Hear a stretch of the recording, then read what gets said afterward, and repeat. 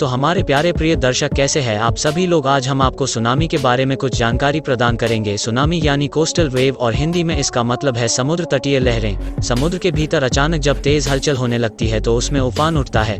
इससे ऐसी लंबी और बहुत ऊंची लहरों का रेला उठना शुरू हो जाता है जो जबरदस्त रफ्तार के साथ आगे बढ़ता है। इन्हीं लहरों के रेले को सुनामी कहते हैं। दरअसल ये बहुत लंबी यानी सैकड़ों किलोमीटर चौड़ाई वाली होती हैं, यानी कि लहरों के निचले हिस्सों के बीच का फासला सैकड़ों किलोमीटर का होता है।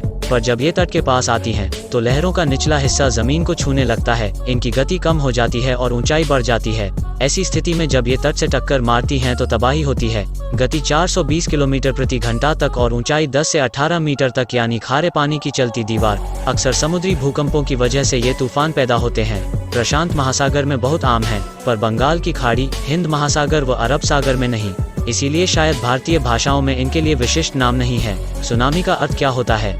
धूमकेतु व क्षुद्रग्रह वायुमंडल में प्रवेश करते समय जब समुद्र तल से टकराते हैं तो इससे समुद्र के भीतर बहुत तेज हलचल उत्पन्न होने लगती है और समुद्र जल ऊपर की ओर बड़ी बड़ी लहरों के रूप में उठने लगता है। समुद्र से उत्पन्न ये बड़ी लहरें ही सुनामी कहलाती हैं। सुनामी कितने प्रकार के होते हैं? सुनामी 3 प्रकार की होती हैं। आप किस प्रकार की सुनामी का सामना करेंगे, यह सुनामी उत्पन्न होने वाले स्थान से आपकी दूरी पर निर्भर करता है। दूरस्थ सुनामी दूर लंबे रास्ते में उत्पन्न होती है, जैसे कि चिली में प्रशांत के उस पार से। ऐसी अवस्था में हमारे पास न्यूजीलैंड के लिए चेतावनी का 3 घंटे से अधिक समय होगा। सुनामी क्या है, कैसे आती है?